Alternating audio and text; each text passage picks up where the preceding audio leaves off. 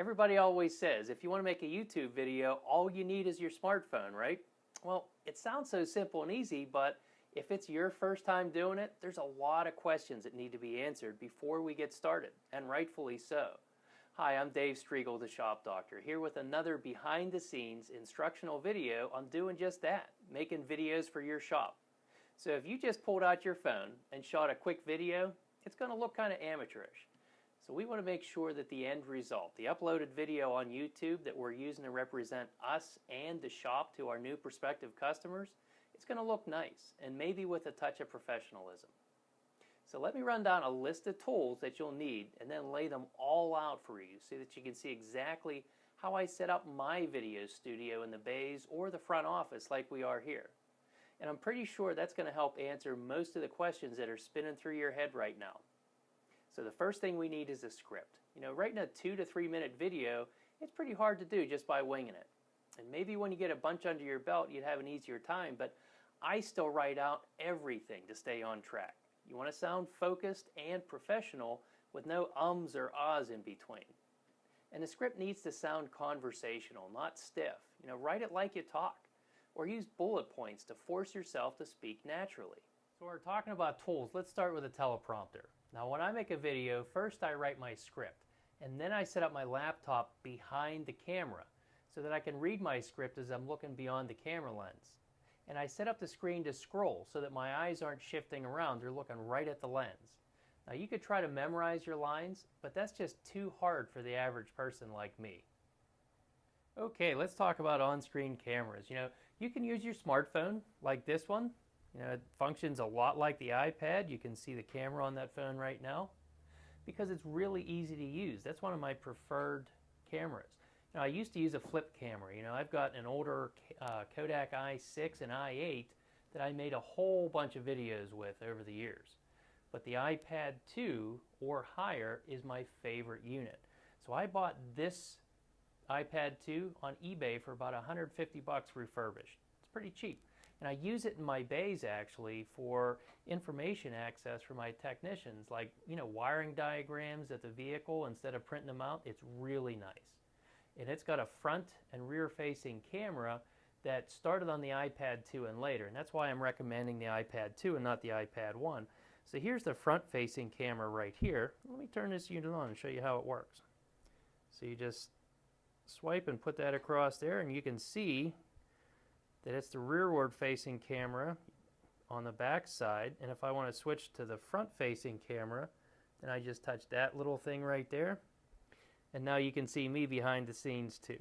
So that's the camera right there. I'm going to flip it back the other way. The camera on the back, that little hole right there, that's the camera lens. That's a really high resolution camera. It's a much better camera than the forward facing one. But either one will work. Now I like the forward facing one because you can make sure that you're standing in the shot properly, that everything is being videotaped at the way that you want it to. And the higher resolution camera on the back side, that works out pretty good if you've got somebody helping you to shoot the video. I do a lot of my videos all by myself, and I like the forward facing camera so that I can make sure that I'm standing in the shot and I can see exactly how I want to look. Just make sure that you get about a 32 to 64 gig hard drive because you're going to need to be able to hold some video files. You don't need to get the new iPad Air, which is 128 gigs. It's really expensive. The 32 to 64 would do just fine because videos do take up some space and you're probably going to have a bunch of takes to sift through before you get the right one. But the main reason I'm such a big iPad fan is the video editing software that's available. It's incredibly simple to use. It's the easiest that I've found. It's an app that's called iMovie and it only costs about $5. And it's got some very nice tutorials that anybody can use. Very simple to work with. It's not very complicated, but it's very powerful and it does a great job. Now the microphone that you want to use is built right in on the iPad or the iPhone. It's really remarkable, and it's right on the end of the iPad there. You really don't need anything else.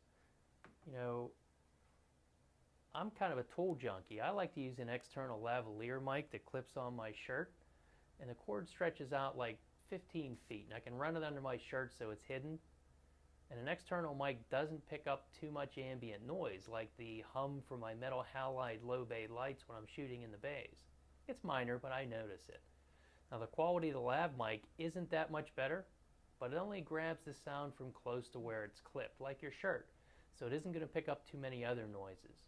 Now aficionados will always tell you that great audio is what makes the video, and that's true, but your iPad mic is good enough. I've proved it. Now for a stand for your iPad, you could use any old cart or stack of boxes if you want. I did for my check engine light video. I just propped the iPad up against a box and hit record, and away I went. Now you could use a simple folding stand like this one.